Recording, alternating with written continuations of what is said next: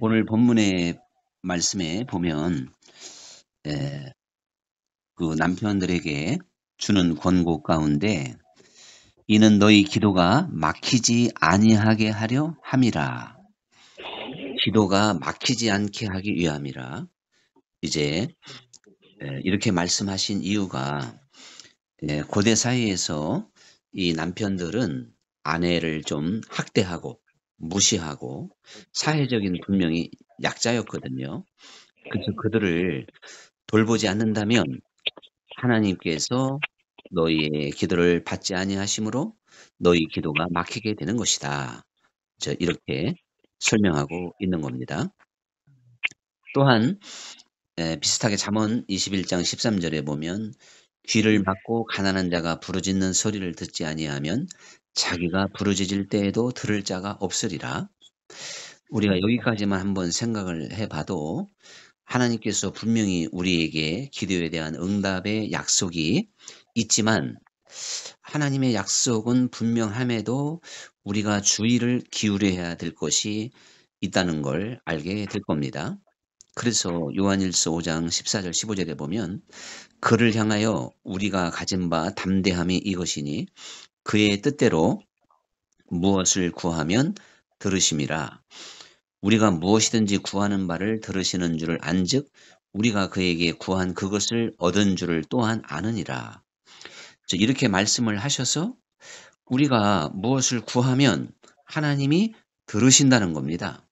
또 구하는 바가 그것을 얻은 줄을 또한 안다. 이렇게 사도 요한은 확신 있게 본인의 기도의 응답을 바탕으로 이렇게 이제 가르쳐 주고 있는 것이죠. 하나님께서는 우리에게 기도하라고 말씀하셨고 모든 그리스도인들은 우리가 기도할 때 하나님께서 들으신다고 하는 것에 대하여 의심하는 사람은 없습니다. 그러나 네 기도가 응답이 됐느냐? 응답이라는 말로 이제 구체화 시킨다면 좀 자신을 잃을 수도 있고 참 응답을 못 받은 것이 더 많은 것처럼 여겨질 수도 있겠지요.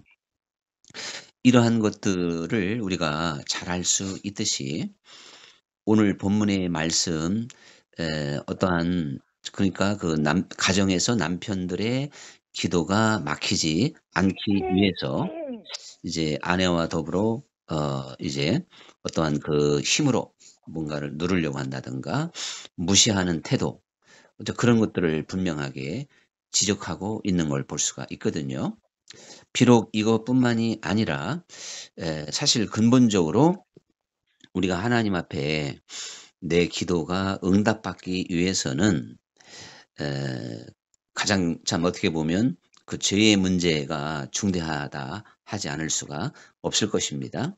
그래서 시편 66편 18절에 보면 내가 나의 마음에 죄악을 품었더라면 주께서 듣지 아니하시리라. 우리가 죄악을 품고 기도하면 듣지 않는다. 뭐 당연하겠죠. 또 이사야 59장 1, 2절 여호와의 손이 짧아 구원하지 못하심도 아니요 귀가 둔하여 듣지 못하심도 아니라 오직 너희 죄악이 너희와 너희 하나님 사이를 갈라놓았고 너희 죄가 그의 얼굴을 가리어서 너희에게서 듣지 않으시게 함이니라. 하나님의 손이 짧아서 우리를 구원하지 못함이 아니고 귀가 어두워서 듣지 못하는 건 아니지 않습니까? 이사야도 그렇게 말하고 있잖아요. 오직 그 죄라고 하는 것이 하나님과 우리를 갈라놓게 되는 것이다. 이렇게 이제 정확하게 지적하고 있습니다. 또 다른 말씀은 용서의 말씀으로 마가복음 11장 25절 기도할 때 아무에게나 혐의가 있거든 용서하라. 그리하여야 하늘에 계신 너희 아버지께서도 너희 허물을 사하여 주시리라. 또 마태복음에는 너희가 사람의 잘못을 용서하면 너희 하늘에 계신 아버지께서 너희 잘못을 용서하시려니와 너희가 사람의 잘못을 용서하지 아니하면 너희 아버지께서도 너희 잘못을 용서하지 아니하시리라. 이런 걸 볼 때 사실 용서의 문제가 대단히 어려운 건데요. 우리가 토론할 때는 토론하고 때로 따질 때는 따지고 어떤 때는 공적 차원에서 법적인 다툼이 있을 때는 있어야 되고 이것이 어쩔 수 없는 사람의 과정이죠. 그러나 결국에 가서는 우리 마음의 어떠한 용서, 자, 이러한 것들이 하나님 앞에는 결론적으로 나와야 된다고 하는 걸 또한 우리는 늘 기억해야 됩니다. 또한 순종에 관한 말씀으로 28장 9절에 보면 사람이 귀를 들려 율법을 듣지 아니하면 그의 기도도 가증하니라. 우리가 하나님 앞에 평상시 순종하지 아니하고 기도하면 하나님이 그 기도를 가증스럽게 여긴다는 것입니다. 이거 뭐 우리가 인간관계에서도 얼마든지 생각해 볼 수 있잖아요. 상대방이 나하고 평상시에 아주 안 좋은데 뭐 이렇게 부탁을 하면 오히려 마음이 열리는 게 아니라 좀 웃기는 생각이 들 수 있듯이 하나님께도 이런 말씀이 분명히 기록이 되어져 있고 하나님의 마음, 하나님의 속성이죠. 이게 하나님의 형상인데 이거를 우리 사람에게 주었단 말입니다. 그래서 우리에게 있는 것 중에 하나님이 안 계신 게 있지만 하나님의 것은 다 우리에게 다 줬어요. 근데 그게 좀 너무 약하고 정말 힘이 없어서 그렇지. 그러니까 우리는 하나님의 것을 확 키워서 나쁜 건 죽이고 하나님의 것을 성숙하게 만들어서 그래서 하나님께 결국은 순종하는 사람이 되어야 되는데 자, 이것처럼 아까 말씀드린 대로 기도에 분명한 약속이 있잖아요. 그를 향하여 다시 한번 보면 그를 향하여 우리가 가진 바 담대함은 이것이니 그의 뜻대로 무엇을 구하면 들으신다. 우리가 무엇이든지 구하는 바를 들으시는 줄을 안다. 우리가 그에게 구한 그것을 얻은 줄을 또한 안다. 이렇게 아주 자신 있게 사도 요한은 가르쳐주고 있지만 여전히 기도가 하나님 앞에 상달된다든가 연락되지 못할 수도 있다는 것을 우리는 분명히 잠깐 돌이켜본 말씀을 통해서도 확인할 수가 있을 겁니다. 그 캐롤 브래들리가 이런 말을 했습니다. 나는 시각장애자이지만 온전합니다. 그랬어요. 자기는 시각장애자이지만 온전하다. 이분은 날 때부터 20%밖에 보이지를 않았습니다. 그래서 장애자가 이제 된 거죠. 완전 안 보이는 건 아니지만. 그런데 이걸 놓고 뭐 평생 아니 어느 순간까지 기도했는데 이제 결국에는 그걸 오히려 사도 바울처럼 자랑하게 되었습니다마는 그 시각 장애의 아픔이 자기를 온전하게 이제 만들었던 것도 사실이에요. 그러다 보니까 상당히 이 기도에 대해서 아주 의미 있는 말을 했기 때문에 제가 이분을 한번 소개해 보는 겁니다. 이렇게 말을 했어요. 나는 기도의 능력을 믿는 것이 아닙니다. 자, 여기까지 보면 뭔 얘기냐? 기도의 능력. 아주 뭐 무슨 정해진 단어처럼, 그리고 무슨 수거처럼 이렇게, 예? 아주 무슨, 아주 그냥 무슨 대명제가 되는 것처럼 그렇게 사람들이 사용하고 있죠. 나는 기도의 능력, 예? 사람들은 기도의 능력 그런단 말이죠. 근데 이는 브래들리는 나는 기도의 능력을 믿는 것이 아니다. 기도 자체에 능력이 있는 게 아니라는 겁니다.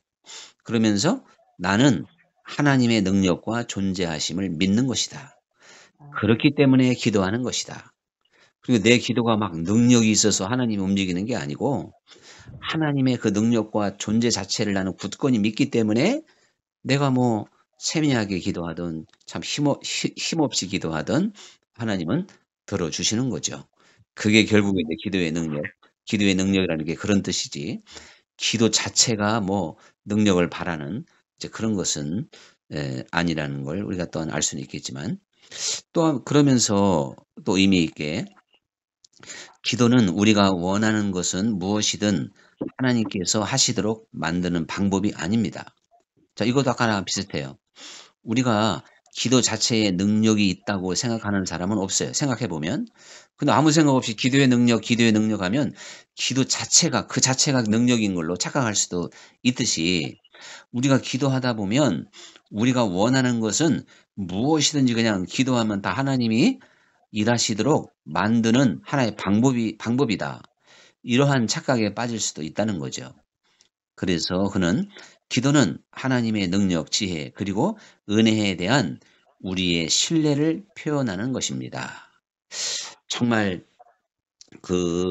한 사람의 그리스도인으로 나는 시각장애자이지만 온전합니다.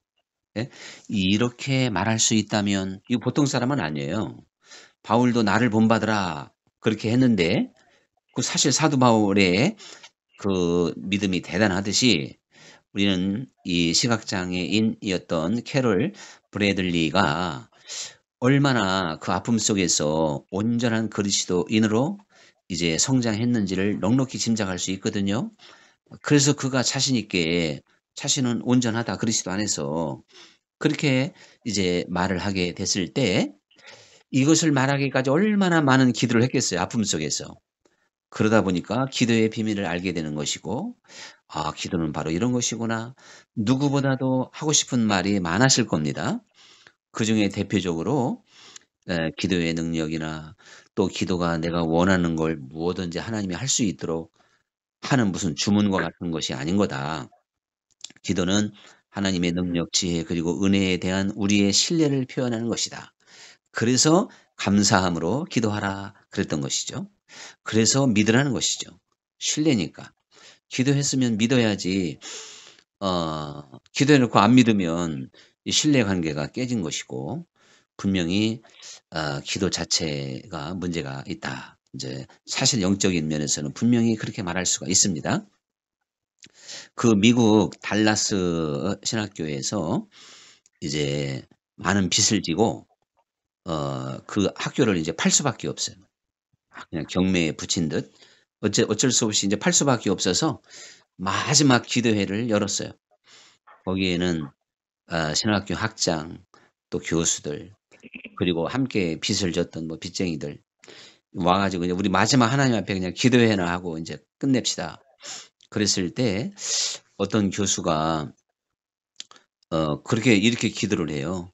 하나님 이 세상에 있는 모든 소가 다 하나님의 것인데 그 소를 팔아서 우리 신학교 부채 좀 해결해 주시옵소서. 그렇게 엉뚱한 기도를 하게 됐어요. 그랬는데요. 조금 있다가 길을 지나가는 사람이 아마 야외에서 했는가 보죠. 뚜벅뚜벅 걸어오더니 자기 호주머니에서 봉투를 하나 탁, 이왕이면 옛날엔 노란 봉투인데 요즘엔 흰 봉투예요. 흰 봉투를 딱 꺼냈습니다. 뭐가 들었을까요? 네, 돈이죠. 이건 대답을 한 분밖에 안 한 건 그렇게 쉬운 걸 물어보냐 이제 그런 뜻인 것 같아요. 분명히 근데 이게 얼마가 들었는지는 이거는 모르실 겁니다. 자, 얼마나 들었을까요? 거기에. 예? 필요한 돈. 할렐루야. 오늘 김선한 장로 두 번 연속 다 맞춰버리시네 그냥. 그 신학교가 부채를 안고 있는 그 돈이 딱 들어있는 거예요. 여기서는 할렐루야 할 만합니다. 할렐루야. 그런데 어떻게 신학교 교수가 엉뚱한 그런 기도를 했는지 이건 진짜 하나님이 뭔가 갑자기 그 교수의 입을 조장했던 것 같아요. 그러니까 어떤 데 생각에 뭐가 강하게 오는 게 있잖아요. 네. 그걸 그때는 그냥 믿음으로 또 이렇게 한번 고백하면 될 수도 있고 그런 경우가 분명히 있어요. 저는 요즘에 하나님이 생각을 다스리시고 지배하는 분이다.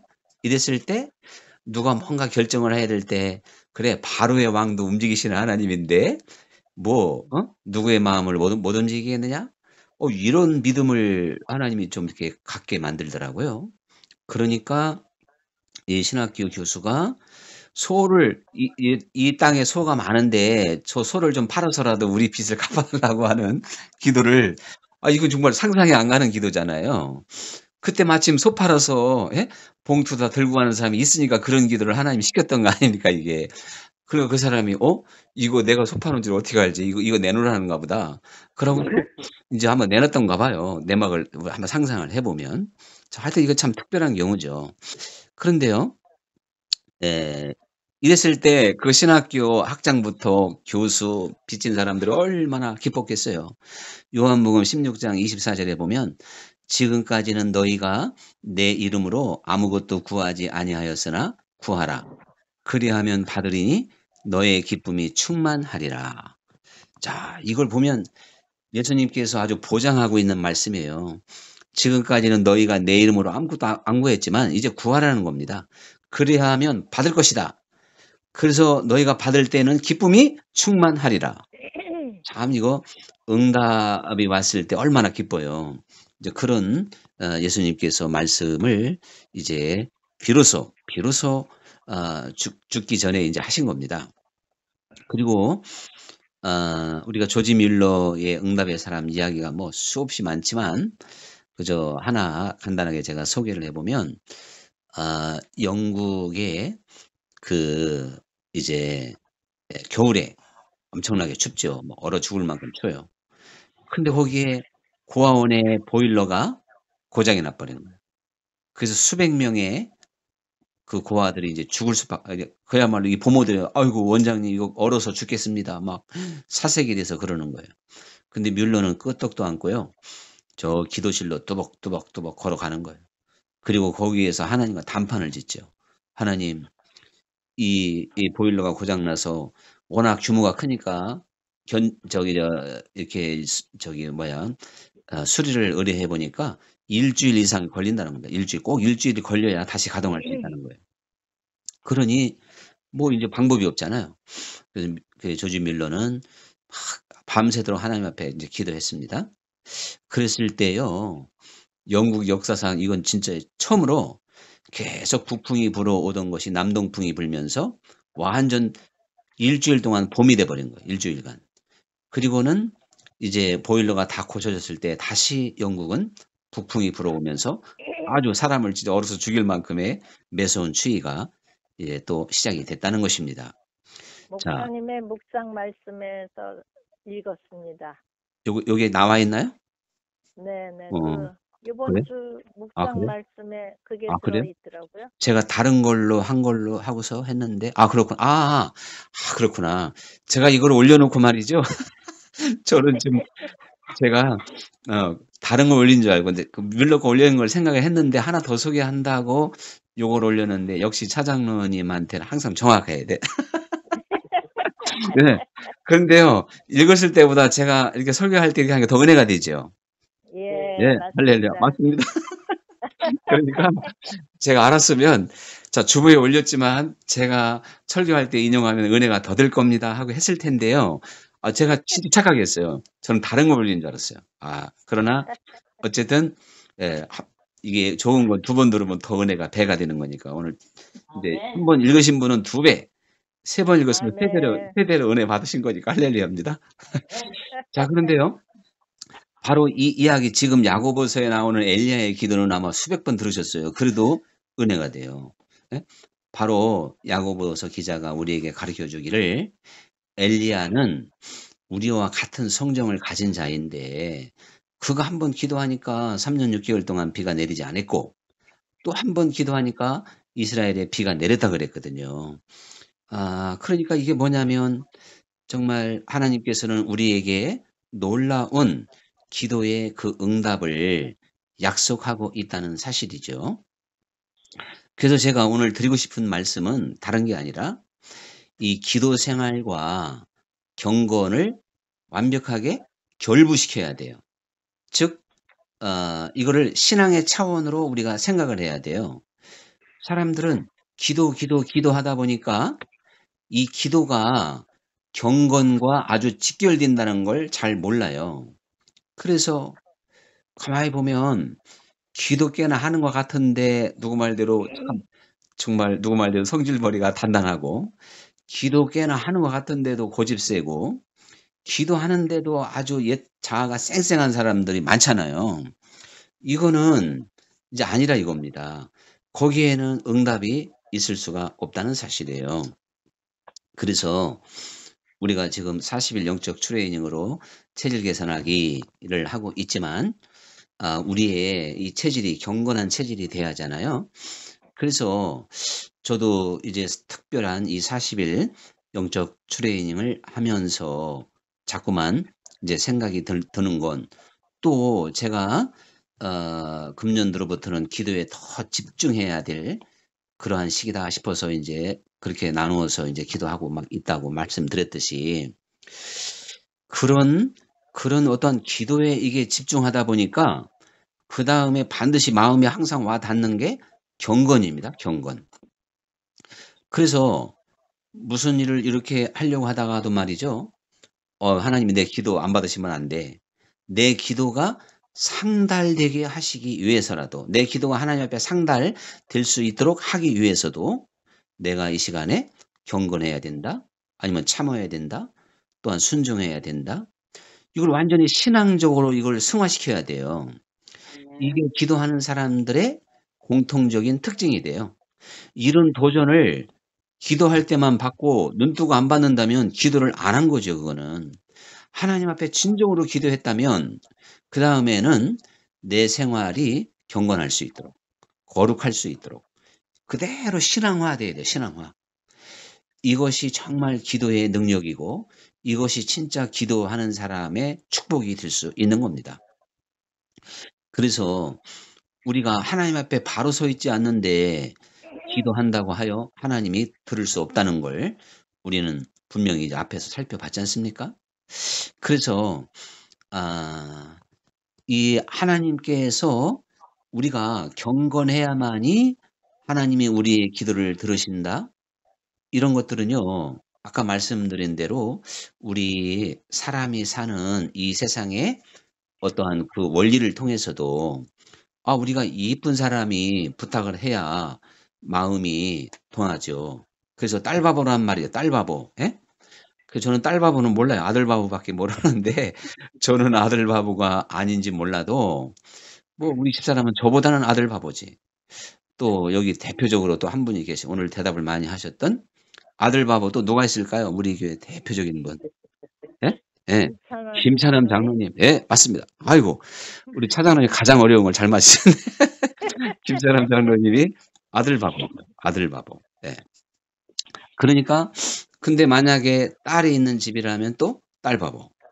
그래서 우리 서옥진 양은 우리 아빠는 딸바보다 꼭 믿어야 돼요. 내가 아빠랑 이런저런 얘기하다 보면 우리 서병조 장로님의 마음을 잘 알으니까 아이고 우리 아빠 하면서 이제 나 때문에 바보가 되셨네 생각하면서 좀 그러잖아. 신앙적으로 성숙한 우리 서옥진 선생이니까 늘 그런 아주 실감이 날 것 같아요. 자, 그래서 우리가요 성경에 보면 이 헤롯의 그 부인 왕비 헤로디아의 딸이 얼마나 춤을 췄는지 잘 췄는지 헤롯이 나라의 절반이라도 주겠다. 이건 뭐 그냥 마음을 열으니까. 또 에스더도 마찬가지죠. 그 아하수르 임금이 에스더가 너무 사랑스러워서 나라의 절반이라도 주겠노라 했을 때 그 어려운 대적 하만을 이제 물리쳐 주는 그런 부탁까지 들어준단 말이죠. 또 다윗은요. 이 어떠한 좋은 관계가 되니까 철천지 원수로 보이기만 하면 죽여야 되는 무비보셋에게 나라의 절반이라도 또 주겠다는 거예요. 다윗이. 이 엄청난 일이 벌어졌죠. 왜 그럴까요? 그게 바로 어떠한 사랑의 관계의 회복이거든요. 하나님과 내가 사랑으로 온전히 정말 하나님이 나를 볼 때 막 딸바보처럼 아들 바보처럼 아주 그냥 정말 나를 보면 이렇게 하나님이 그렇게 하시는 분이세요. 얼마나 우리를 사랑스럽게 불면 뭐 날아갈까 봐 뭐요 그다음에 잡으면 터질까 봐 이렇게 정말 하나님은 우리를 그렇게 보호하시는 분이세요. 네. 저도요. 이것에 대한 간증을 할 수가 있어요. 제가 어느 날 하나님 도대체 저를 얼마나 사랑하세요? 제가 참 짓궂은 질문을 하면서 기도했어요. 며칠 기도했는데 하나님 이걸 꿈으로 응답해 주시더라고요. 그래서 저를 그때 약 1살짜리 이렇게 꼬마로 이제 막 갓 나와서 2개월인가 되는 그런 꼬마. 그다음에는 1살짜리 또 꼬마. 2번을 연속 보여줬어요. 그때 그러면서 제 마음에 깨닫기를 요런 아이를 둔 엄마의 심정을 네가 아느냐? 그러시는 것 같더라고요. 제가 꿈에서 그걸 느꼈다니까. 내가 요즘에 하나님께 도대체 하나님이 저를 얼마나 사랑하세요? 하고 막 묻는 저 웃기는 기도를 하니까 하나님이 그런 꿈을 딱 보여주시면서 이렇게 아이를 낳은 엄마가 온종일 아이밖에 생각 안 나잖아요.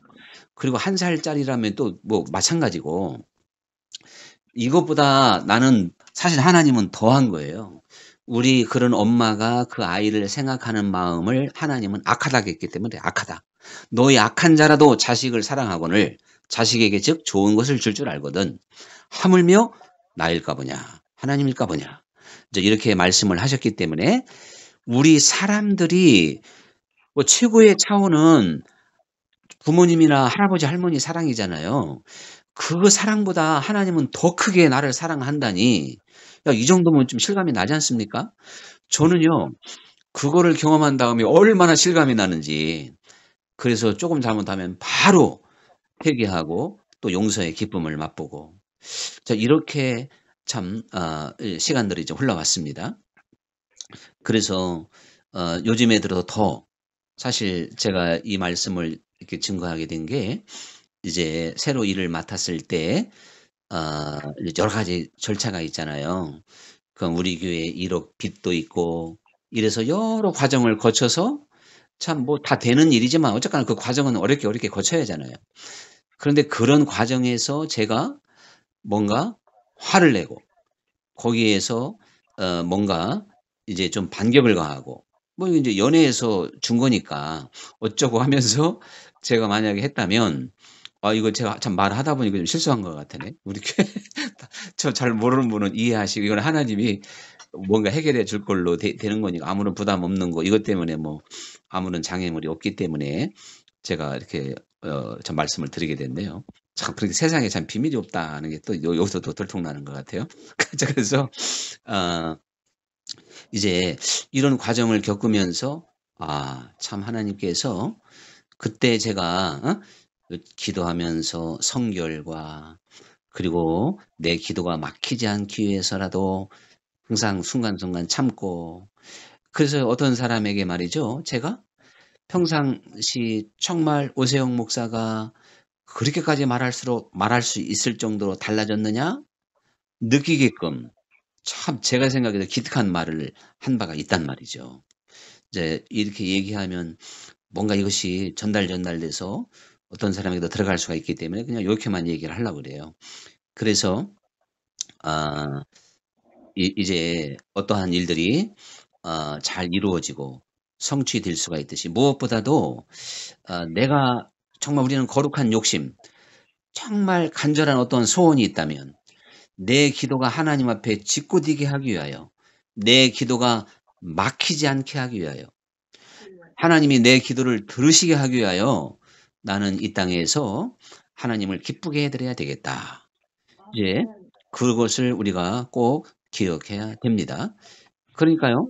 자, 이런 말씀에 아까 읽었어요. 잠언서 21장 13절에 보면 귀를 막고 가난한 자가 부르짖는 소리를 듣지 아니하면 자기가 부르짖을 때에도 들을 자가 없으리라.